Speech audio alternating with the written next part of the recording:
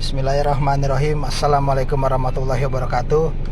Karena banyaknya yang DM ke saya tentang suaminya kabur atau suaminya terpikat wanita lain hingga tidak balik lagi ke rumah, suaminya diambil orang, diambil pelakor,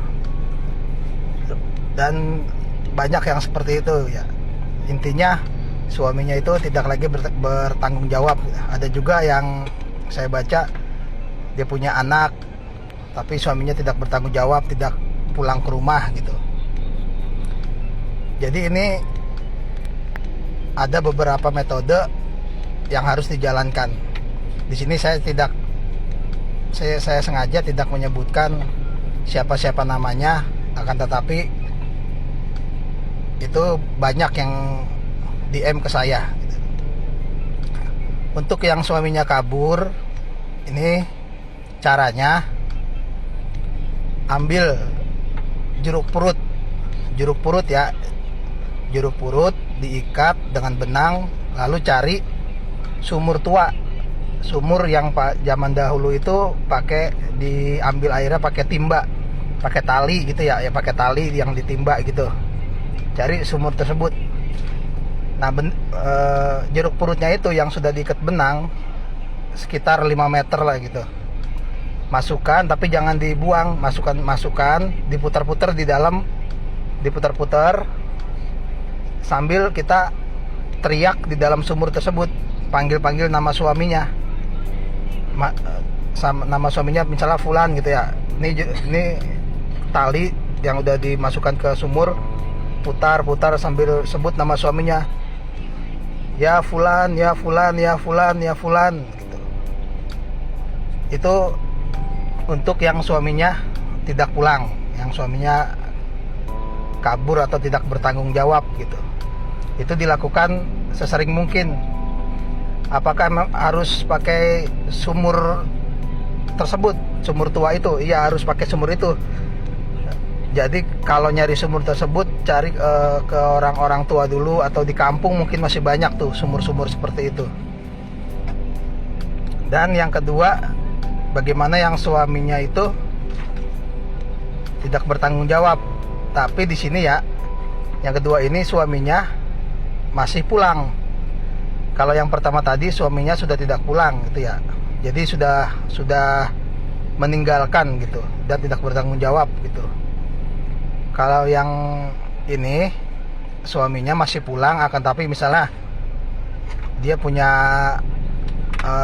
istri lagi, jadi dia jarang pulang, pulangnya sebulan sekali gitu.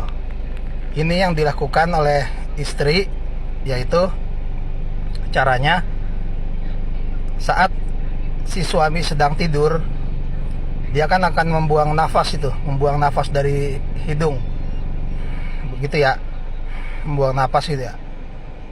Ini saat suami lagi tidur, saat dia buang napas dari hidungnya, itu kita hirup napas dari hidungnya, itu kita hirup dengan mulut kita kita hirup. Istilahnya nih, hidung suami, ini mulut kita hirup di sini pas dia ngebuang napas gitu.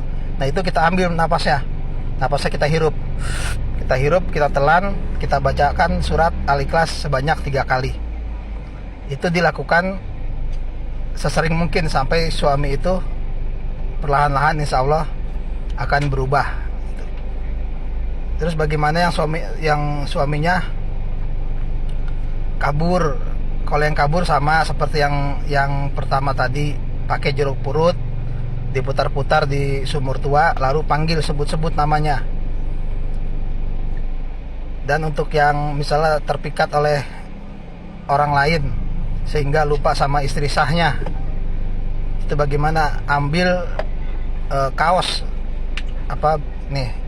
baju kaos suami ambil, lalu kaos suami tersebut diikat seperti ngikat benang, lalu dibuat tidur.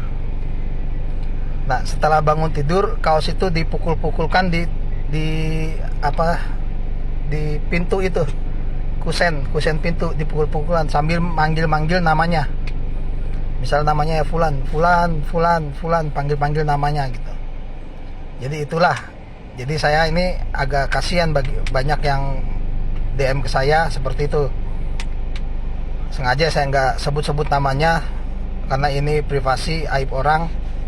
Jadi ini jawaban dari saya, lakukan dengan keyakinan yang tinggi, dengan ikhlas, dan semata-mata minta pertolongan kepada Allah Subhanahu wa taala. Insya Allah tidak ada yang mustahil. Dan ingat, jangan nggak yakin, harus yakin. Harus ini pasti kena, ini pasti balik gitu. Sekian dari saya. Assalamualaikum warahmatullahi wabarakatuh.